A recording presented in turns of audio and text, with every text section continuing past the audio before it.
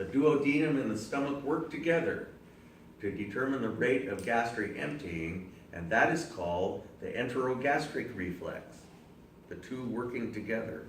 The duodenum is an endocrine gland in every sense of the word. It secretes, don't forget where the cholecystokinin comes from, because I've got a quiz question that says, which of the following is the source of cholecystokinin? And you're given a list of things, and what one do you pick? Duodenum, yeah, or duodenum, yeah. Okay.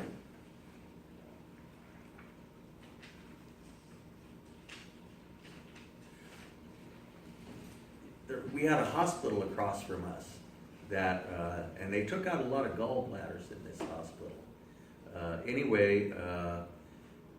Originally, way years ago, to test whether or not the gallbladder was full of gallstones and whether or not it would contract, okay, they would give the patient an injection of cholecystokinin. But they figured that that wasn't very natural, way to do it. And so there was a McDonald's right down the street. They would just send the patient down to McDonald's and have him eat a whole bunch of McDonald's hamburger and French fries and come back in a half hour.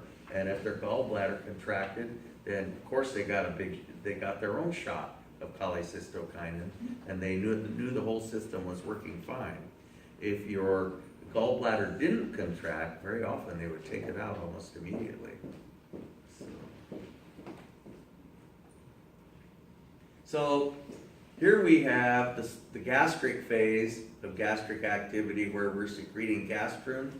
Then as the food starts to get into the duodenum, especially if we have a lot of fat in the food, then we start to secrete cholecystokinin, and that initiates the enterogastric reflex. So that's kind of a good picture. And that inhibits the stomach for a while the duodenum deals with all the fat we just put in it. So there's an even more detailed picture that leaves nothing out. I kind of like the previous one a little better myself. And I like the first one, but that one, you can look at these and see, okay, if any of them does anything for you. But the first one is the one that I like. Functions of cholecystokinin. It inhibits gastric secretion, closes the pyloric sphincter, inhibits gastric emptying, so it shuts down the stomach for a little while. The cholecystokinin isn't around for very long. If it hung around for very long, then subsequent release would be meaningless, correct? And you want the stomach to perk back up and keep kicking out fat. You don't want this thing to last forever. So in large amounts, it stimulates anabolic metabolism and appetite, secreted in copious amounts during morning sickness. And it's thought, I read a really interesting article on morning sickness once that blamed the whole thing on cholecystokinin. Basically shuts the stomach down and you secrete so much of it that the stomach just gets shut down for a long, long time, and you secrete all these gastric contents, which you just have great trouble with dealing with, all the hydrochloric acid and all that stuff. Stimulates anabolic metabolism, is also thought to stimulate appetite, all the things that pregnant moms experience. Stimulates the pancreas to make enzymes, facilitates bile production by the liver, and induces contraction of the gallbladder and opening of the sphincter of Oddi. So that is a voluminous list of functions for one hormone. So we also have a couple of appetite hormones that are secreted under normal conditions. In the morning when you wake up before you eat, most people have rather high levels of a hormone called ghrelin. And ghrelin stimulates the hunger center in your hypothalamus. Okay? Typically, after you've eaten a meal, about 20 minutes later, the stomach switches over and starts secreting another hormone called leptin, which stimulates the satiety center of the hypothalamus. What's satiety? Fullness. Being full. So that's why they say that people who are into dieting say that you should eat a moderate amount of food and then push back from the table. And if you're still hungry in 20 minutes, come back and eat some more, because it takes about 20 minutes for this satiety reflex to kick in. How many times do you remember eating way too much for Thanksgiving dinner and just 20 minutes later being absolutely miserable because the satiety reflex kicked in? It seemed fine while you're eating it, but then when that reflex kicks in, you really pay for it. So ghrelin stimulates the hunger center, okay? Typically, after you eat, there's a postprandial is a good nursing word. It means after a meal. Drop in ghrelin levels. However, people without Helicobacter pylori, who've killed all of them with antibiotics, this is actually a good bacterium in some way, although it's the one that causes ulcers in some. Fail to exhibit this drop in ghrelin levels.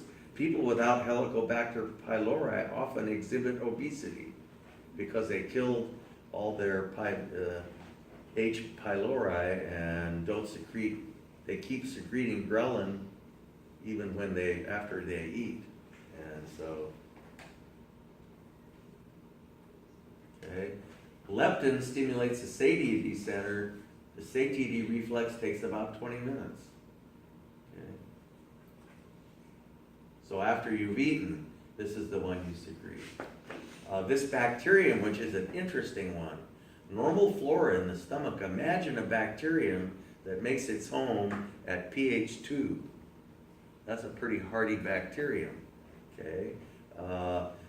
And it actually helps control gastric acid levels. After all, it probably makes a better home for itself if it doesn't let it get too acidic. So that's a good thing. It secretes a protein, however, which in some causes gastric ulcers. And individuals who lack this bacterium seem to exhibit chronically high ghrelin levels. Individuals who have wiped out most of their bacteria tend to exhibit obesity. Okay. H. pylori can cause peptic ulcers, however, and it's detected by a simple breath test. And it's 90% of ulcers used to be thought that worrying caused ulcers. No way, it's this bacterium. So you give, there's about a 2-week regimen of antibiotic cocktail that you take, which wipes out all your H. pylori and probably a lot of other stuff too. But I'd sooner do that than have ulcers. And so, but you know, life's the trade-off. Because this is, you know, bacterium performs some good functions for us as well. The few that aren't caused by H. pylori are caused by NSAIDs, particularly in the elderly. As we get on in age, things like Aleve and ibuprofen and aspirin cause gastric bleeding and, you know, tend to compromise the mucus layer in the stomach and can cause ulcers. And so you get ulcers, and remember, these NSAIDs are anticoagulants. So if you get ulcers, they're gonna bleed like crazy. And there have been even people, heavy users of NSAIDs, who have bled out. You know, and you don't know that you're bleeding out because by the time it appears in the stool, it's black. And, you know, unless you spend a lot of time looking at your stool, which most people don't, you don't notice that, you know. And so it's not like you have blood, red blood in the stool. Okay, so let's start talking. We finished with the stomach. This is a good picture, and there's a ligamentum teres right there, falciform ligament, appendix. Okay. Chemical digestion and absorption are completed in the small bowel. 20 feet of small bowel. Okay, and we talked about how the mesentery is like pages in a book. And we have loops of small bowel passing through each page in the book. And we also have lots of blood vessels, spread through the mesentery. This is the transverse colon, and that's the stomach. Okay, so here's the pyloric sphincter. You can just see that little lumen going through there. And this is the duodenal bulb, duodenum, getting around into the jejunum. And you can see why it's almost impossible to diagnose any pathology in the small bowel. I mean, if there's any pathology there, I'm not seeing it, So it just looks like a great big jumbled mess. And so, very difficult to find, elucidate any problems with the small bowel. So, sources of intestinal juice. The pancreas and the liver, and tonight we'll talk about the pancreas. Okay? So, there you see the liver and its relationship to the pancreas, and the fundus of the gallbladder, just sticking out there. And the bile comes down and mixes with pancreatic juice in the ampulla of Vater and passes out the sphincter of Oddi. Okay, another picture. I kind of like these old pictures, but I can't see how you could really get a lot out of that. This is probably the right gastroepiploic artery, and that's probably the left gastroepiploic artery, superior mesenteric artery, intestinal arteries, right colic artery, and the ileocolic artery going down that direction. So the pancreas is both an endocrine and an exocrine gland. It's probably not really an organ, okay? It doesn't look like any other organ. It has more of a lobular appearance, okay?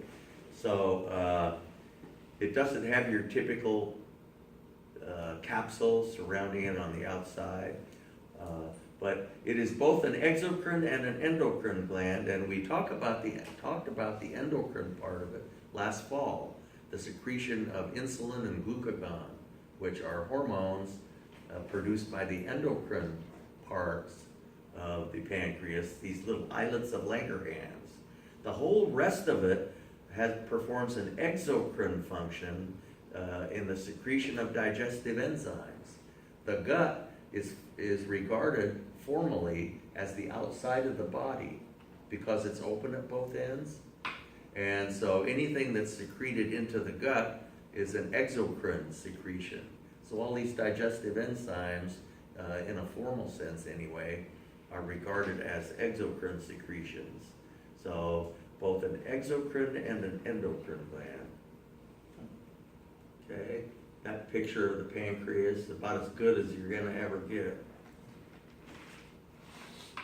So the exocrine is the one that we're interested in, digestive enzymes. So there are three kinds of enzymes made in the pancreas. Proteolytic enzymes that digest protein, lipolytic enzymes digest triglycerides, amylolytic enzymes digest amylose, which is starch. Okay? So this is much more potent than the amylase that's made in the oral cavity, that's present in saliva. So the pancreatic ducts, you see ampulla of Vater, or the common bile duct joins the pancreatic duct, the sphincter of Oddi. Okay. Pancreatic juice contains bicarbonate ion, which neutralizes hydrogen ion. So this stuff that's coming out of the stomach is highly acidic. Okay, and so the typical pH of the small bowel is around 7. And so how do we regain that neutral pH? Well, pancreatic juice contains gobs of bicarbonate. Okay, and the bicarbonate neutralizes the hydrogen ion, basically converts it to water. sort of a backwards bicarbonate buffer system. Okay, so the functional unit of the pancreas is called an acinus, and it's where all the enzymes are made. Okay, and these are the so-called acinar cells. Cholecystokinin stimulates the acinar cells to produce a secretion rich in enzymes.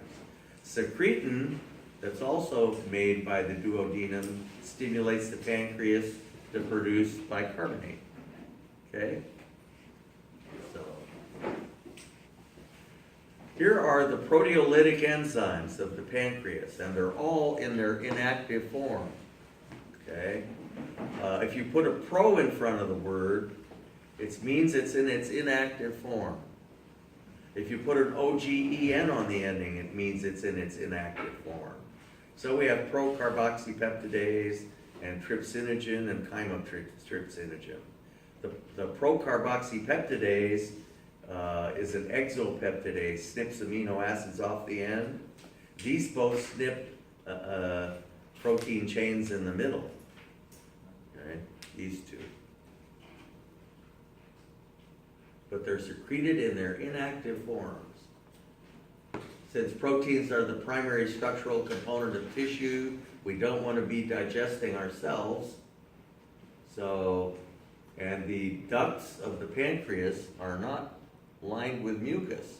Otherwise, that would plug them up. Okay? Pancreatitis is a disease in which pancreatic enzymes are secreted in their active form, or in which the pancreatic ducts become blocked, typically by gallstones, and are often caused by either alcohol abuse or obstruction of ducts by gallstones. So, and very often fatal, extremely painful. Okay, so how are these pancreatic proteolytic enzymes activated? There's a membrane-bound enzyme out here in the duodenum, and when the sphincter of Oddi opens, letting all these inactive enzymes out, the membrane-bound enzyme called enterokinase activates the trypsinogen to trypsin, and the trypsin activates the other two. Okay? So that's how they all become activated, and it's okay to have them active out here because the lumen of the duodenum is coated with mucus. See, so that's okay. So there's the enterokinase, a membrane-bound enzyme. So the lipolytic enzymes digest triglycerides, and they just snip the 3 fatty acids off of the glycerin, sometimes only 2. And the zigzag line means a big long carbon chain. So you snip the fatty acids off the glycerin, and it's ready to go. Amylase digests starch down to maltose, and you should know that. That's as far as it goes. And we can't absorb maltose. So this is of no food value whatsoever. And so starch would be of no value to us if we didn't have a way to break down the maltose, which of course we do, because starch is fattening as all get out. Amylase digests the starch to maltose. Another enzyme, maltase, which is further on down the line, is required to complete the process. And so, here we have cholecystokinin. Okay, acidic chyme entering the duodenum causes the cells to make secretin, whereas the fatty component of the diet causes cholecystokinin to be made. Don't forget that the cholecystokinin was made in the duodenum. Okay, that's an easy to forget where that came from, but it's made in the duodenum when fatty food comes out of the stomach, because that's one of my favorite ones to ask. So, okay, the cholecystokinin and secretin enter the bloodstream. Blood takes them everywhere, but they only influence the liver, the gallbladder, the pancreas, the sphincter of Oddi, etc. Okay. What do you know?